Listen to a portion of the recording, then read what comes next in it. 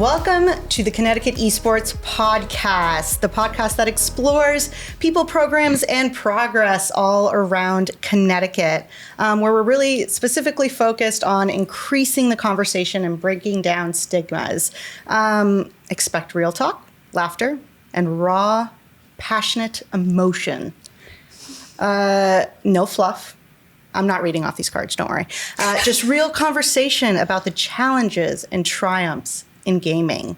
So let's get right into it. I'm Emily Kilpatrick. Just a quick shout out to our sponsors. Thank you, Achilles Nest Winery, Uncle Matt's, and Reverie Brewing for sponsoring us. We very much appreciate it. Shout out to our wonderful videographer, Joshua Sear.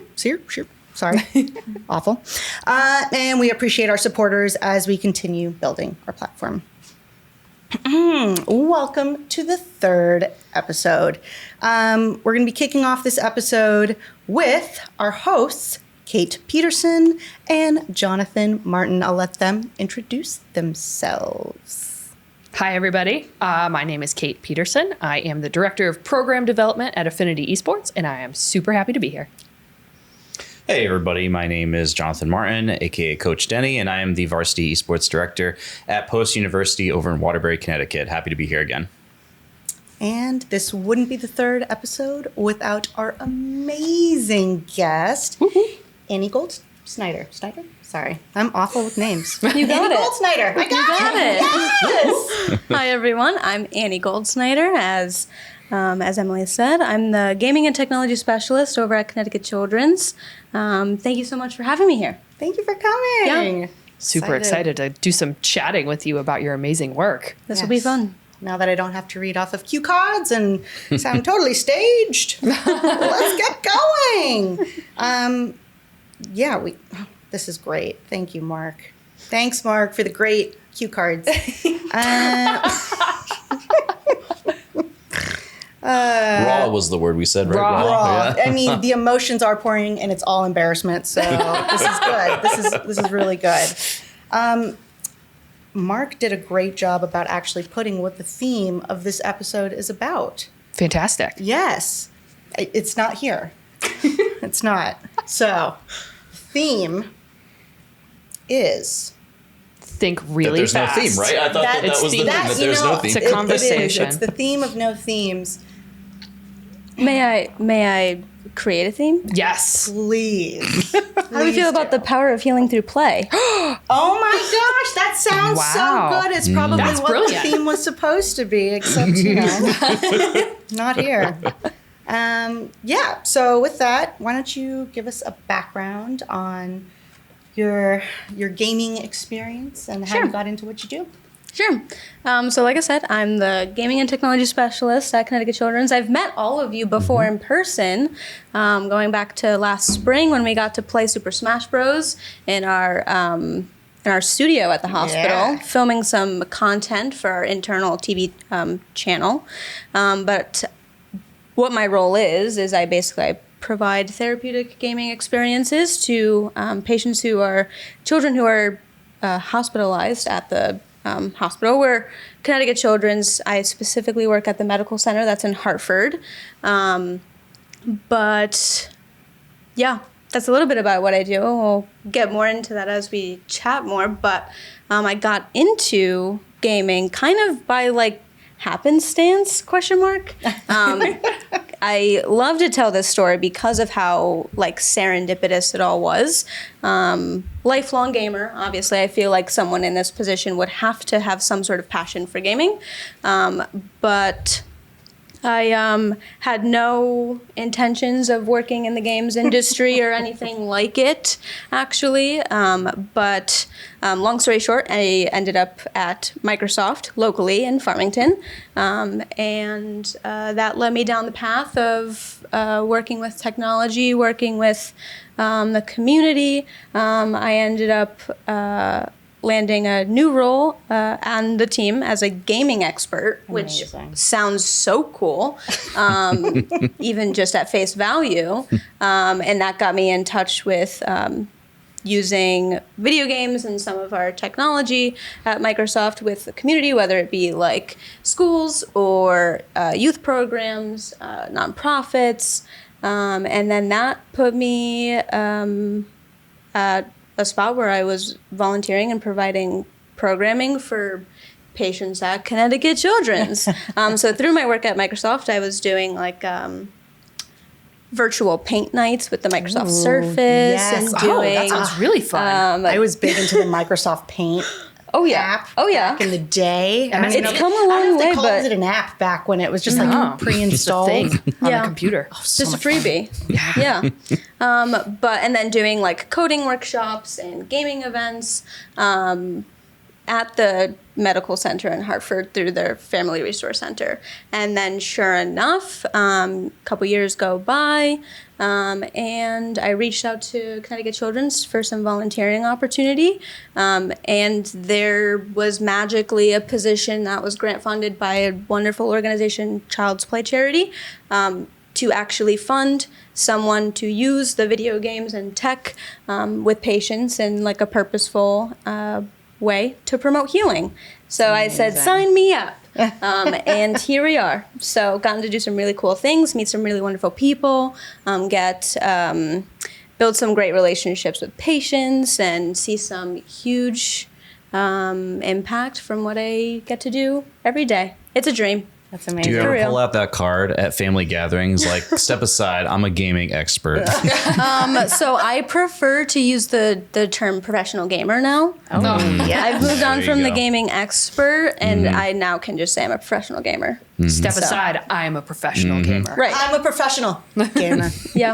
Yeah. I'm the cool aunt when it comes Yes. to the nephews who are also very into gaming. I don't know So how you can get much cooler than that. no. You know, I always think my girls will be so impressed that, you know, we have an esports organization. No, they don't care. They don't care at all. They're like, When you "So grow up with it." You do the Minecrafts? And I'm like, yeah. And they're like, well, Minecraft's better. And I'm like, wow, we do it. I don't know. Annie, can I ask how you got into gaming, like as a kid, or what were your favorite games and young Annie gravitating towards a particular console or something? I mean, like I said, lifelong gamer over here, but I honestly, what was the first console I played? It's hard to say what the first game that I played was because I had is a hard thing to say, but my father had a Super Nintendo, Nintendo 64, PlayStation 1, PlayStation, and then we just upgraded as time went on, but played a lot of games. Specifically, I'm really close with my brother in age, and so we got along playing the same things. I'm trying to think standouts. I mean, like all the Mario stuff, obviously. Of course. Obviously. I was looking back at some of the things that I used to play. Does anyone remember the Sega Pico? Oh my gosh, yes. No. Yes. No. Yes. What was it? It was like an educational gaming console. Oh, yeah. My parents didn't believe in education. So. I kid. Amazing. Well, I guess it's interesting to see how far like video games have come when being used in that sort of way. But tangent aside, I grew up playing Mario stuff, racing, Animal Crossing. The Sims has been a staple in my life for as long as I can remember. And just like random obscure games as well. We are huge Muppet fans in the family, my so gosh, like any of the Muppet installments. There's Muppet video games? There was one for the PlayStation 1 that I vividly remember. You got to look didn't into know it. It's like this. a Muppet Party Cruise. That sounds amazing. gosh, I'm that also a does huge sound- Muppet fan. I know. It's so good. I feel like I missed out on something critical in my childhood now. I know. And as you're mentioning it, I'm just envisioning there was on PlayStation a Rugrats. This is my oldness coming out. PlayStation game where you could crawl around like Tommy Pickles. I don't know why that's sticking out to me, but Well, it's amazing. I feel like coming up at the age that I feel like we all are around, I feel like we came up with like an era of video games that is just unmatched. Yeah. For sure. Especially like, I don't know, I was playing video games on the computer to like learn things like Oh yeah. math games or Carmen word games Sandiego, or Detective. Yeah. We had a really fun geography game at my school that I still remember, like learning that apples came primarily Oregon from Trail. Washington State. Right. The Oregon Trail. That I still only remember remember diaphtheria. I learned how to read so that I could beat Super Mario RPG. Really? That's Like that was the amazing. game that literally taught me to read, because I was like, there's a lot of text going. I don't have what's going on. Why is Bowser now on my team? Like, what's going on here? I need to figure out what's going on. So that was the motivation right there. I had to know what was going on in the story. Yeah. That was my Carmen Sandiego. We had it on our computer. I remember putting in the disk, and I'm like, I'm dyslexic. So, spelling was very hard growing up. But I'd sit there and I'd plug in those words, and I'm like, I can do this. You just brute forced it until Until I figured it out. And you know what? It worked. But those games offered that motivation. Yeah. You know? Oh, yeah. Yeah, for sure. But so that being said, obviously, as video games evolved and I evolved as an adolescent, I continued to play things. And I remember walking into Best Buy and purchasing my very own Xbox original console with my own money that I had saved up. I was stoked about that. Put in a lot of hours with The Sims console, obviously, and trying to think what other hard hitters were on the Xbox there. what are you But playing nowadays? Current what am I day, playing present day. nowadays? Honestly, it's like Whiplash, the kinds of things that I end up playing, and it varies day to day. Sometimes it's Balatro, sometimes it's Cyberpunk. So it There you really go. I've is. always It's wanted to play like that. it's Whiplash. Yeah. But yeah, What did the kids at the hospital, what's their favorite go-to? I have I didn't develop this passion for the game when it first came out, but Minecraft. Like, I love and I know it seems like a fitting time to talk about Minecraft with all this press, and I promise this is not a press thing for Minecraft. Poultry writer. But I love Minecraft, and I've made so many fantastic connections with patients and families through the game. And I know that, like, even in my previous work with Microsoft, with Mojang being connected with Microsoft, I got to be on the front lines with a lot of Minecraft celebration and introduce cool. a lot That's of really people to cool. Minecraft.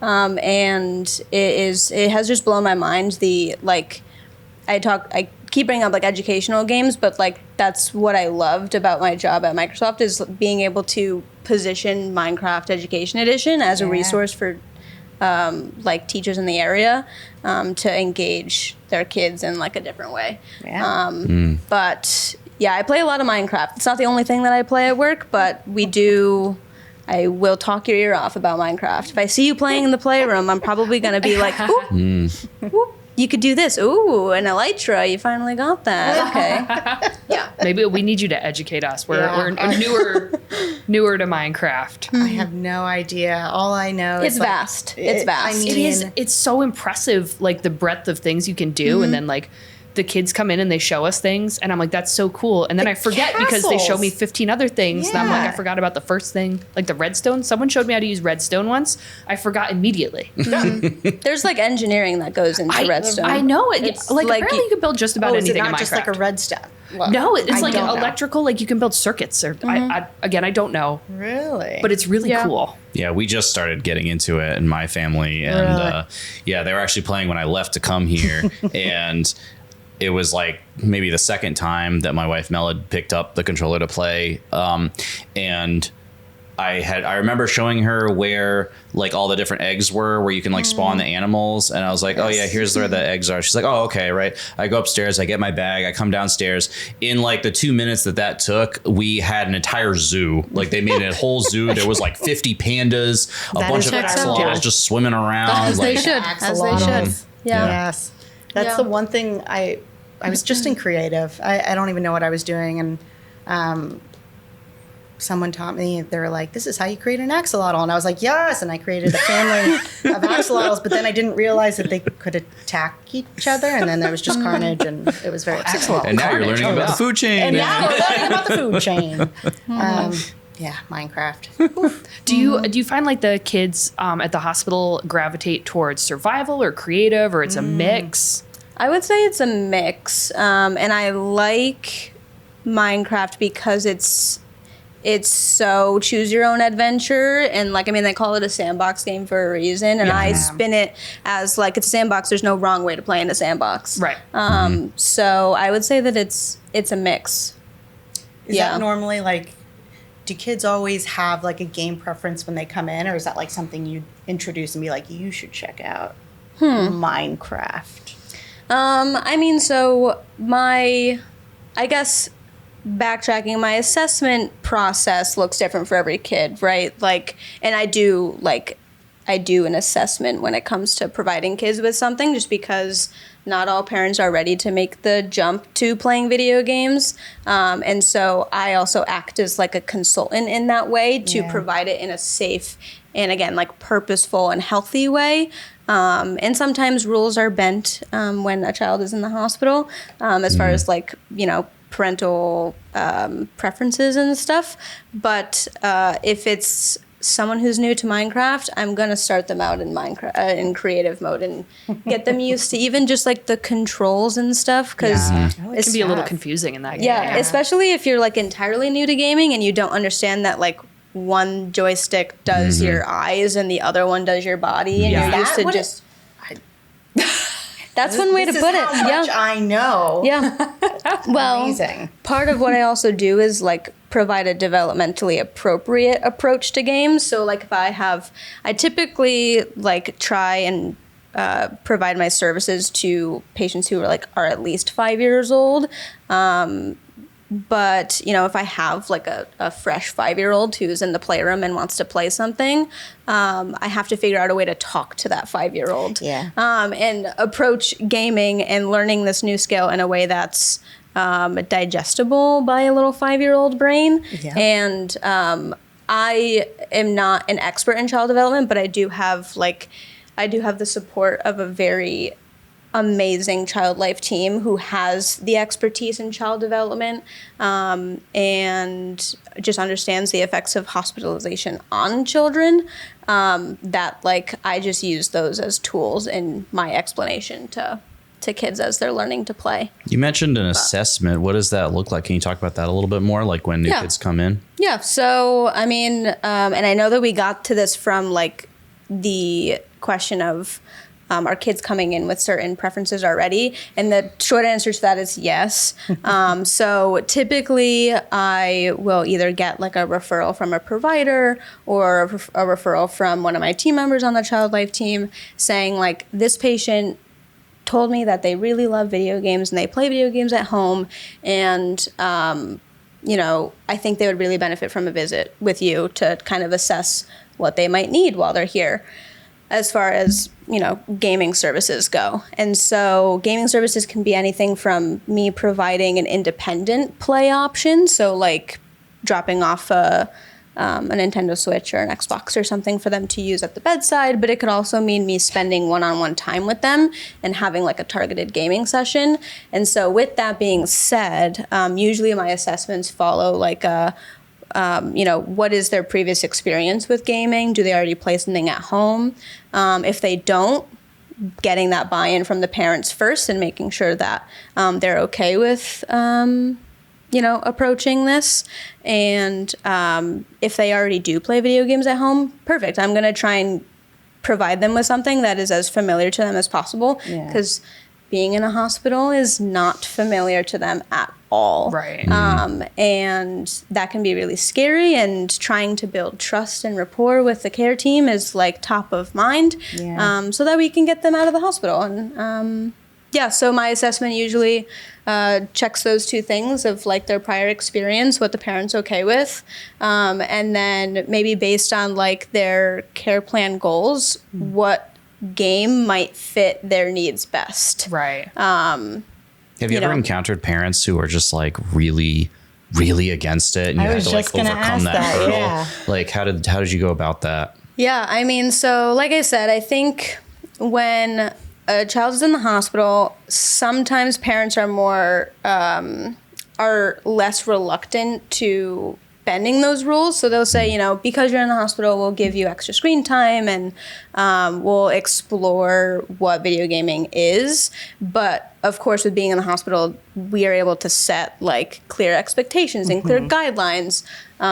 going into it beforehand. And I always prioritize the parent's preference because we're providing family-centered care, of course. And so I think when I encounter parents who have questions, and I think that's mostly it, is they mostly have questions that aren't being answered by anything besides the internet. Right. And so that can be a scary place to answer those questions. And so having someone, I think, that is on their care team that has experience and A is gaming expert. and A professional gamer, Gamer. I think already kind of helps break down those walls so that they can be open to those conversations and learn more about what Minecraft is. And wait, Minecraft isn't Roblox? Yeah. And Oh my gosh, wait yeah. a second, we can play something that's offline that is just us and we can have fun and, take our minds off of being in the hospital. So I feel like when I do encounter those situations, it's, I'm able to kind of, not easily, but I'm there to kind of answer those questions You can and break bridge the down those gap. walls. You can speak the language of the 5-year-old, and you can Yeah. speak the language of the parent as Right. well. I think Yeah, that's so because important. I mean, being in the hospital is obviously, for the most part, no one's plan, and so not everyone has the access to the right answers and the experts in this sort of gaming sphere. But there's someone on their team. Have you ever had notice the parents' perspective of gaming change after you've consulted with them and they've, gone through, I don't know, your program or your curriculum, whatever. I kind of just chalk it up to services because it can be so many different things. But I've seen perspectives change, especially when it comes to parents who might know that their child is gaming, but haven't really explored exactly what that looks like, and even maybe know what games they're playing, know who they might be playing with. But when you're in the hospital and you're in a hospital room with your parent, and someone like me has set you up with access to playing this game to encourage positive coping and offer diversion from what's going on and normalize the hospital environment, it almost opens the door for parents to get to know what their kids are doing more. And so they're like, oh, this isn't just a game that is taking up all my children's time, outside of all of their other things. It's actually helping them and benefiting them. And so I've had even parents who aren't gamers jump into gameplay with their child, and that is my goal. That's always Obviously, fun to watch. I don't necessarily need to be the player 2 in every situation. I love seeing families play together at the bedside or wherever it happens. It's awesome. And that sounds like a lot of independent. Is there a lot of socialization within the other patients that are there? Are they playing games together? I don't know. Does that happen? I mean, I would argue that one of the pillars of gaming, even just the pillars of therapeutic gaming, but also just the pillar of gaming in general, is the sense of community and belonging within the sphere, I guess. And so that is 100% a target when it comes to providing some of these things to kids. Just yesterday, I think, if I'm remembering my week correctly, we had 2 teens that were on the harder side to engage, around the same age, been hospitalized for quite a bit now. And we got them playing Mario Kart in the teen room together. So it's nice that we do have spaces outside of the bed space, where patients can go that doesn't necessarily feel like a hospital room. But we try and foster as much socialization when it comes to our gaming stuff as much as possible. Because that's a huge piece of,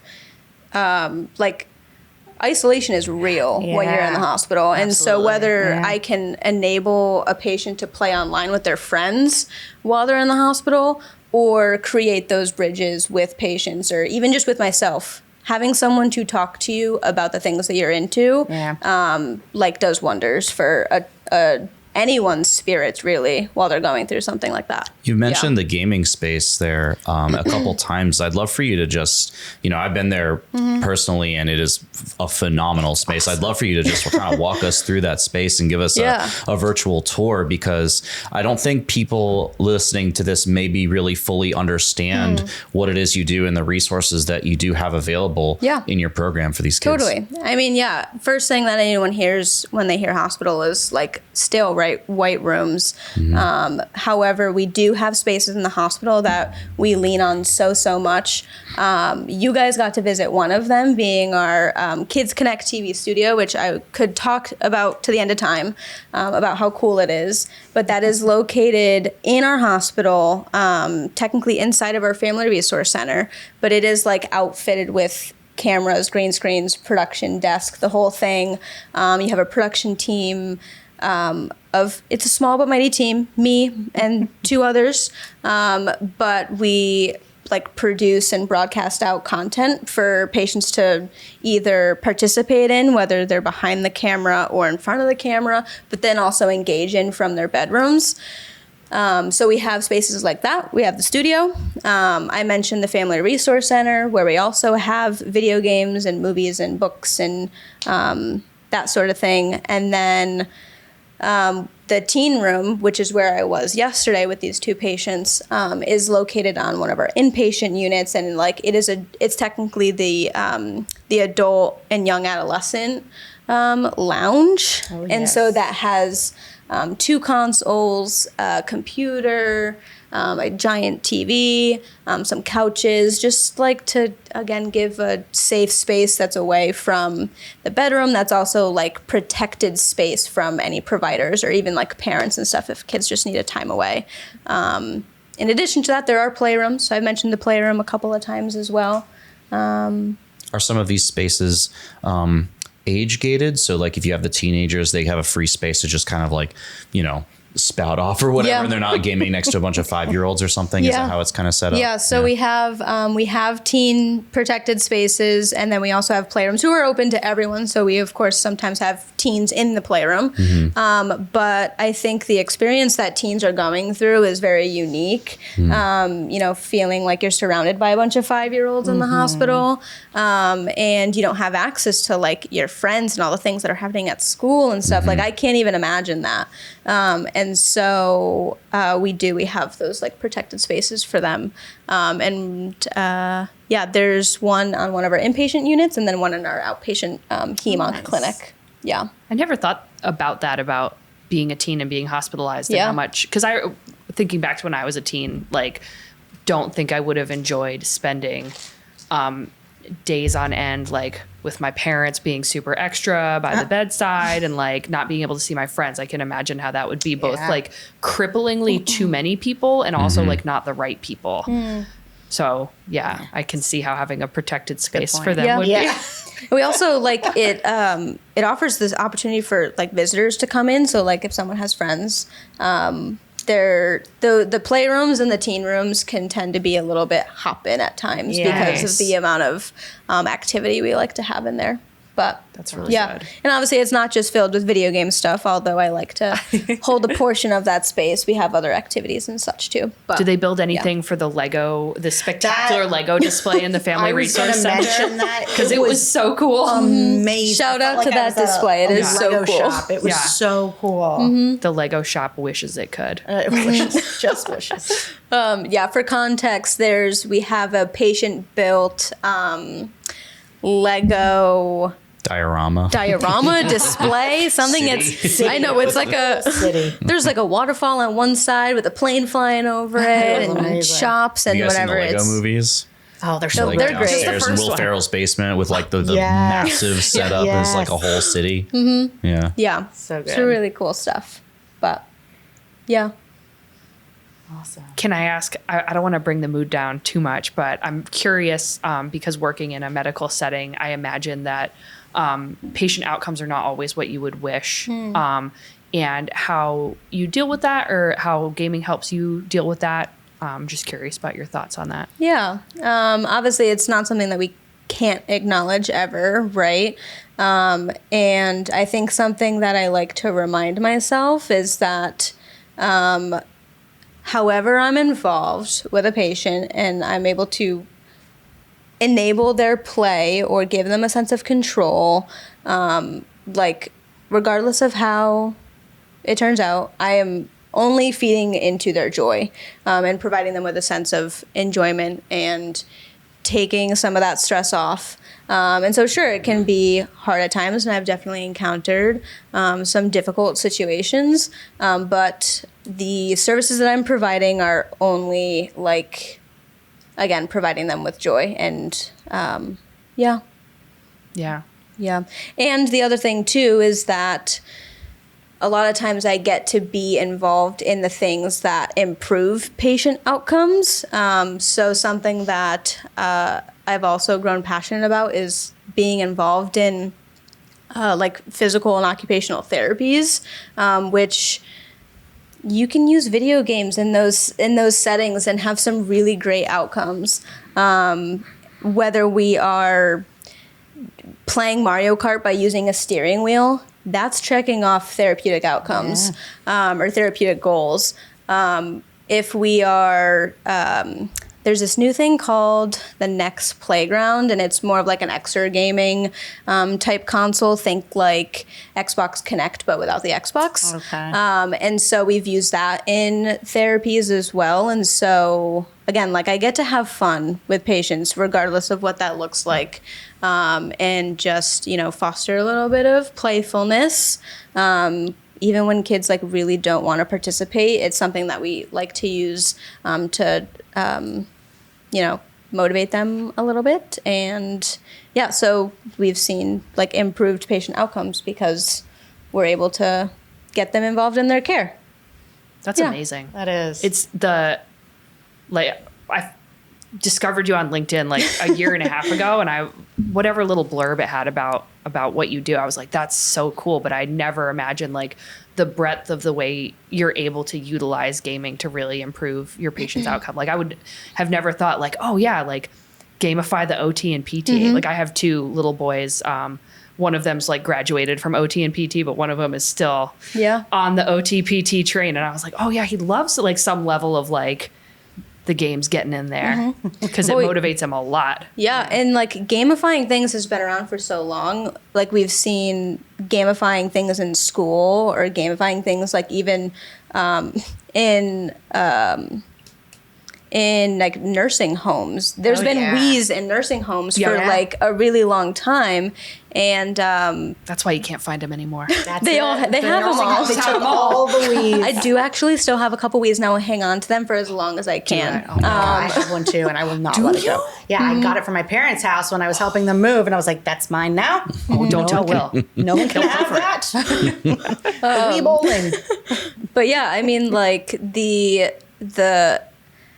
having someone dedicated to using these sorts of things, these tools, appropriately and purposefully is something that is still pretty new.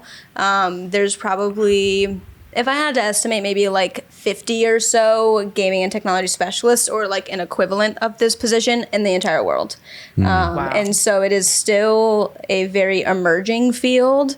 But I mean, gamifying these things has been around for so long, and I think it's only the beginning of this journey. Have you had other hospitals or therapy centers or anything come and see what you're doing and be like, we want to do this. How do we do this? I mean, no one has come and seen me specifically, but I do know that the gaming and technology specialist, we coin ourselves as like game techs for short. We are incredibly close, this small little community of us, and we are like chattering with each other as much as possible all the time, sharing best practices and spreading the good word. And there are there are charities out there, like I said, like my position was initially funded by Child's Play charity, but there are organizations like that out there that are trying to kind of fill that gap, because the other thing in this being such an emerging field is that hospital budgets don't typically seek out adding someone like me to their staff. And so that's where the philanthropic support comes in. My entire program is still philanthropically funded. And so when it comes to other facilities or organizations reaching out and trying to build their own program, they usually find one of us, whether it be one of the organizations or one of the specialists. And then we point them in the direction of how to get things moving. Technically, the program at Yale New Haven Children's started, I believe, maybe like a year or two prior to Connecticut Children's program. And I don't know how exactly it came to be, but it really just came through networking that the Connecticut Children's program came to be. But yeah. Awesome. Is there research being done on the benefits of play and video gaming for patients? Yeah, there's I have like a stack of articles that I try and just like compile whenever I see something new that comes out. But there's been studies for this kind of stuff for a while. It's hard to quantify it all. But even so currently I'm working with a physical therapist to compile some data on how our physical therapy sessions are going based on the utilization of gaming and technology. And that's going great. But even things like data that you can lean on to at least support ongoing research is like the fact that the Entertainment Software Association in 2024 said that more than 80% of children aged 5 to 18 play video games. And I'm sure you guys know the stats too. Yeah. Like it is just commonplace, whether it, regardless of what game a child is playing, it is very common. And the 20% that probably don't because mom and dad said they can't. Yeah. Maybe, yeah. But I mean, you can always lean on that when looking to further some of that research. But there's even there's a VR technologist that came to be, again, from philanthropic support and research and proven improved outcomes over in LA, who uses VR technology in the OR to like prep patients and stuff. So That's cool. Some really cool stuff happening. So creative. Do you find that some of your patients are more likely to open up to you than, say, their doctor or even their parents during, maybe a long session or something? Yeah, sometimes, yeah. And I mean, I'm happy to be that bridge. And I think sometimes, even if I'm the first person that they open up to, they're more trusting of other providers as well, because they've seen that, we are on their side. But yeah, sometimes. Yeah. Awesome. Well, if you guys want, why don't we talk about some fun extra things? Extra things. Extra things. Fantastic. How Fantastic. mysterious. Yeah. It's not too mysterious. We have a bunch of fun and engaging, the title of this card is. So what's your favorite cozy game? Is mine, okay, caveat, is Minecraft a cozy game for you? Because for me, it is enraging and stressful. How would you define cozy game? It's different for everyone, right? I'm glad you bring this up, because that was going to be my point, is cozy does not necessarily equate farming simulator. No. Cozy can mean No, that's a lot stressful. of different things for a lot of different people. And I see that firsthand in the hospital. Like, if Call of Duty is going to calm a teenager down, then that's what we're going to play. Fortnite is my cozy game. I get it. I get it. But for me, I feel like I mentioned it briefly earlier, but like I've been winding down after work playing Balatro, which is so out of left field for me because poker like disgusts me. Not disgusts me, but like it's just not really something I'm into. But the fact that they took this poker style the poker concepts and turned it into a roguelike is just so fascinating to me. And can you explain a little bit more about the game? Because I don't know if I know this game. I keep seeing people playing it on Discord. It's been popping up. I don't know if I know this. Is the second time I've heard about it. some might say that it should have won Game of the Year last year. Oh, okay. However, I did not play it last year. I recently started playing it. So like I said, it takes poker concepts, so like poker hands. You play poker hands, but in roguelike style, in deck builder style, you have to build a deck of jokers that like multiply your score. And so like each run is different because you're building a different deck of jokers that in turn enhance your score. I don't know if I'm doing the game justice by that explanation, but strangely enough, roguelikes, like even Deep Rock Galactic Survivor is another one where it's just, it does not seem chill, but for some reason it just activates something in my brain that is like, I'm just going to sit here and focus on getting the biggest combo that I can. Yes. I love it. Yeah, but then again, I did mention Animal Crossing. That is, of course, a standout for me. I've been playing it for so long, have clocked my fair share of hours, and I guess you could categorize that as a cozy game as well. I would love to hear an argument about how Animal Crossing is not a cozy game, to be honest. That's Well, yeah, Stardew Valley too. Stresses me out. Stresses me out. The fishing.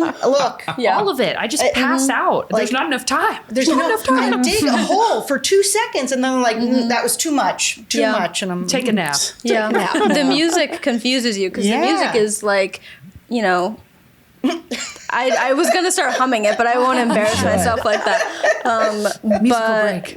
Sometimes my daughter Violet, she's 6, she'll get scared playing games sometimes, but she'll mute. She'll mute the TV and then she's no longer scared. And she can keep playing sometimes. That's how I used to watch some horror films. Like I know that the only thing that's gonna scare me is like the noise of like, it's like a sense of control. Yeah. You have control over what the auditory sensations are going to be, and then you can take on the rest of the game, no problem. yeah. That's so interesting. Yeah, but Minecraft is a great one. I think it has its phases of being, I'm going to grind for too many hours and it's going to stress me out.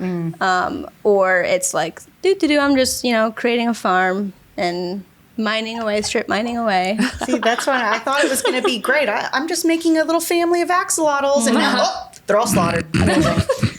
Wonderful. R.I.P. axolotls. Yes.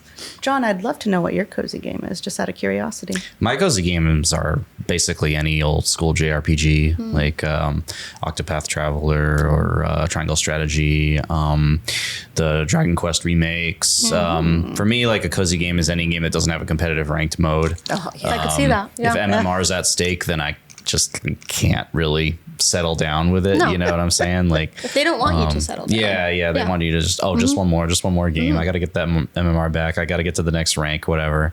So yeah, 2 very distinct types of gaming experiences, I think, for me. One is distinctly on my couch playing Switch game and just, getting through a story or getting through something versus, okay, I'm going to put my headset on and close the door. Don't bother me. I'm trying to rank up. Like, that kind of thing. So Yeah. Nice. I think both parts in equal measure help me be a balanced gamer, a balanced person. Yeah. I'm actually very similar to you, Jonathan. We like a lot of very similar types of games. I'll add on that I additionally find like base builders and city builders very cozy, and I will like mainline them for many Full hours. circle, back to The Sims. Yes. But like right now I'm playing Against the Storm, which is another roguelike where you start a city. It's so great for me because I love restarting things. I'm a chronic restarter. I have like 10,000 Skyrim characters. I had so many World of Warcraft characters. Like, so this, I just get to restart the city over and over. And each time I get like a little buff. But yeah, anything that doesn't involve like me letting other people down is cozy for me. No, I like to get my rage out and just go. Or, story-based games. Witcher. Good stuff. Witcher. The Witcher. 2 or 3. Anyway. Why is gaming important to you? I mean, gaming is important to me because of its, like, historical factor in my life, right? Like I've been playing for as long as I can remember, and it, brings back a lot of nostalgia and playing games with my dad and with my brother, and with other friends and family. But also I've gotten to see now the impact of like my passion for gaming and how it can be used as fuel to empower other people. And I got a taste of that in my previous work with Microsoft, but I'm just like full throttle ahead with that sort of work at Connecticut Children's. I really admire the kinds of things that gaming can do for people, whether it's bringing people together, creating a sense of belonging. It's been a huge staple in my life. Yeah. Here. Yeah. It's so nice. What game has had the greatest impact on you? I do love a good story game. I feel like I admire the things that playing a video game can do in terms of like putting you in someone else's shoes, especially with like a role-playing game or just like a story-rich game. You get to literally walk in someone else's shoes and experience the things that they experience. And I just think the fact that can teach empathy, it's hard for me to choose one game that's had the most impact. I think the fact that I've played games like Animal Crossing and The Sims, as far as like their expansions and additions to the franchise and stuff, for the longest amount of time, those games literally like teach you how to, some people play Sims chaotically, right? Like you are taking the ladder out of pools, but I've seen dungeons and like it's crazy. Trap them with a vampire and that's their coven. But on the other side, you are creating these scenarios and figuring out how you would react in them, and it's all in like a safe way, and building that empathy bone in your body to, just think about how other people are feeling and, practice those things. Yeah. So I honestly don't know if I have an answer for what game has impacted me the most. I don't want to just fall back on saying Minecraft because it's the game that I just am in love with so much, especially in my line of work. But, all of the above. Maybe. Love it. I'll think about that the next time I'm watching someone play Grand Theft Auto. But story. It's all story rich. Empathy bone. Are there any games that you're just like straight up not allowed to let the kids play at the hospital? So Grand Theft Auto is probably one of them. Just because you don't know what you're going to see when you walk by the patient's room and look at the TV. That's probably one of them, and that's an easy one to say no to. Yeah. I do get a lot of questions about like Fortnite and Call of Duty, of course, and I don't like to take a yes or no stance on those sorts of things. I like to, again, answer questions and make sure patients and families are aware of all of the things and the potential outcomes of playing any kind of game, right? Like I'm going to just be a consultant in that way. But yeah, Grand Theft Auto is a hard one to justify in the hospital. I can see that. Yeah. A few others come to mind. Amazing. Yeah. Sorry, Em, I hijacked your lady. No, it's a good question. Speaking of Grand Theft Auto and some tilt management, maybe should we talk about it? Do you ever get tilted? Did the patients ever get tilted? I think getting tilted is all part of the experience. Oh yeah. Frankly, however, what is great about something like this is that I think with anything that you're passionate about, you're going to get angry if something doesn't go your way. But what's important about those situations is how you deal with those feelings and how you come back from feeling those things. And so there was even a time where, I was playing Astrobot, of all games. Astrobot on my gaming show on the TV that is live on the air, and I was getting so frustrated with this one level, and could not get past it, and I had to literally do my best in trying to like remain composed, but also it's a really great like teaching moment of like setting an example for patients that are watching me, for how to deal with those emotions. And it was also a great way to like model taking a break. Nice. And stepping away from something when you feel like you might be at your limit. So it's all about emotion regulation in my mind. So of course I get tilted. It's just a part of the thing. It's, you know, it's what you sign up for, but it's how you deal with that tilt. Absolutely. Yeah, I would imagine that apathy is the enemy, right? Like you would take, you know, kind of raging from the patients over Not feeling anything. Yeah. Yeah. Yeah. You know? Yeah. And also it's a way to express those emotions too. And I mean, like being in the hospital, right? Like you're feeling so many different things, some of them being anger just at things that you can't control.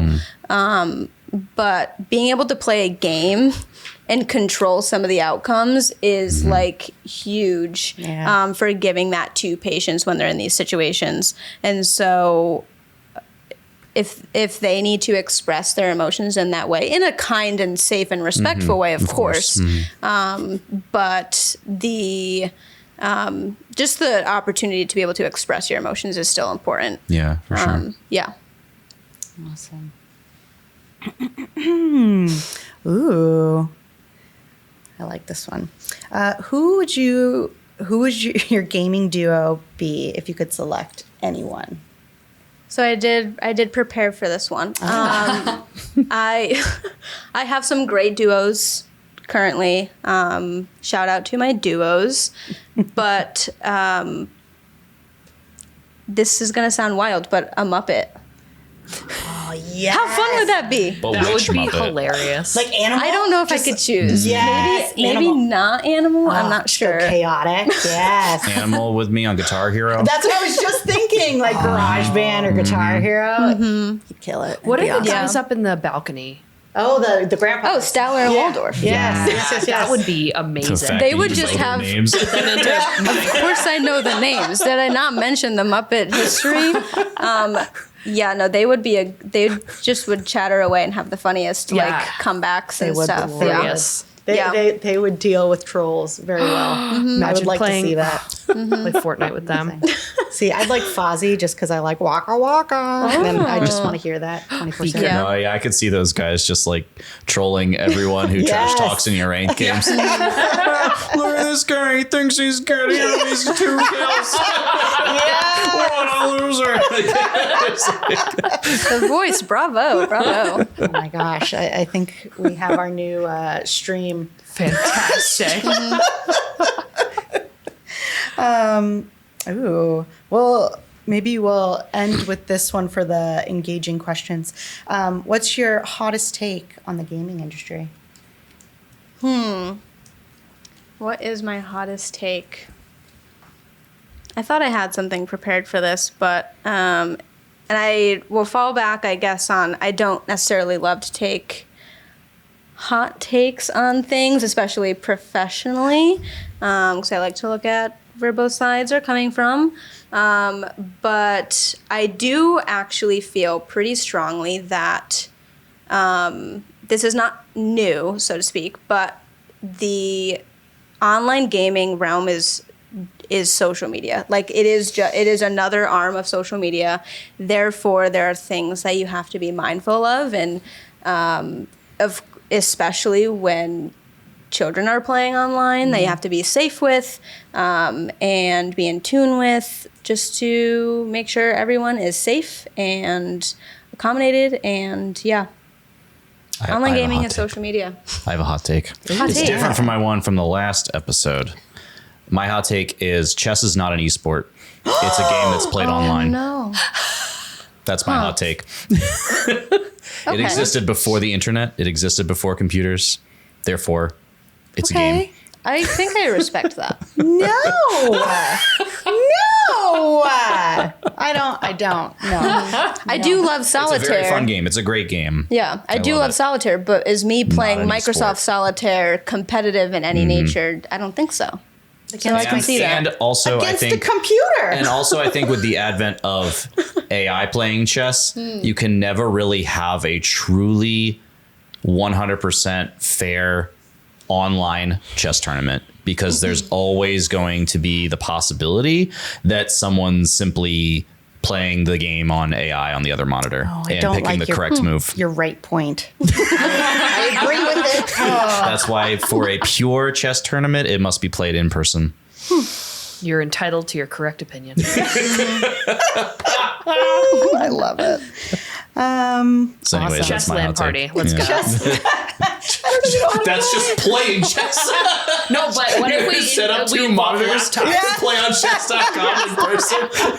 A LAN party, yeah. Event ever. Amazing. We couldn't afford the boards, so we just loaded up chess.com We can afford the computer, but not the board. Not the board. on like 4080s, just like we couldn't afford the chess boards, guys. Yeah. But look at the skin that I got. Oh. Anywho, what about any advice that you have for aspiring esports pros, students, kids, anyone? Yeah. I mean, a lot of times I do get asked, wait, your job is real. And Oh, I felt that. I felt that. On a right. deep Like level. the thing Yeah. is I think a lot of, arguably, justifiably so, kids think that the only job that exists in gaming is being an influencer or creating the games or something. creating Yeah. the games or something. But something that I remind people of is one, like, there's positions like mine that exist and it's only going to keep growing. Two, there's also like marketers and people that, I mean, like testing the games has been around for a while, but like Personal trainers. marketers and yeah, there's just there's so many other avenues that you can take when going into games. An educator using games, like if you want to teach someone how to play games or use it in the classroom, there's so many different avenues you can take. And so I would say that advice would be find something like a niche that you're passionate about and hone those skills that you already have and make it into something that you can do. Awesome. Yeah. So one last thing. What makes you proud or excited about the industry? I'm really proud of the things, the barriers that patients that I encounter, that they overcome through playing video games. And a lot of perseverance is held by them, not obviously just with playing video games, but just in their life situations as well. And so I'm really proud that patients even new to gaming will like take a chance on playing video games as something to be their outlet while they're going through what they're going through. But I'm also really proud of the research that's going into some of these outcomes and the leaders that are buying in and lifting up some of the things that we're doing. So I'm really proud of just the camaraderie and the overall goal. Like we both share in all of our organizations to just lift each other up and share some of the good things that we're doing. So yeah, I'm really proud of that. Yeah. Amazing. Well, thank you so much, Annie, for coming and Thank you. talking with us. And one last thing, because I don't think I asked, and if I did, I'm so sorry. What's your gamer tag? My gamer tag is usually not one that I don't share publicly because professional gamer is a hard thing to keep under wraps, you know? So, and there's got to be those boundaries Of there, which I course. think is a safe thing to do. But I do I'll share the fun story. All of my consoles at the hospital are named after animals.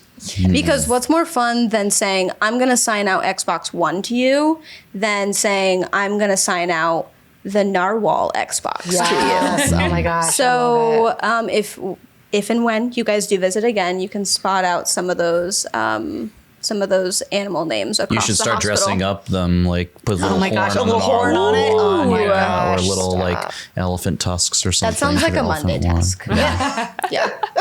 Well, thank you again for joining us. Thank you. Let me look. Anything else? Oh, for our next episode, here's a teaser, guys. We have the wonderful superintendent. Is that how you say that? Superintendent? Yeah, you nailed it. God, I'm so good. From the Milford School District, Dr. Anna Kutea coming. So check that out. Yeah. Stay tuned for more. Stay tuned, man. To be continued. TBD. Wait, no, that's not to it. be determined. Yeah. You were doing so good. I try, man. I try. You can't take me anywhere. I'm awful.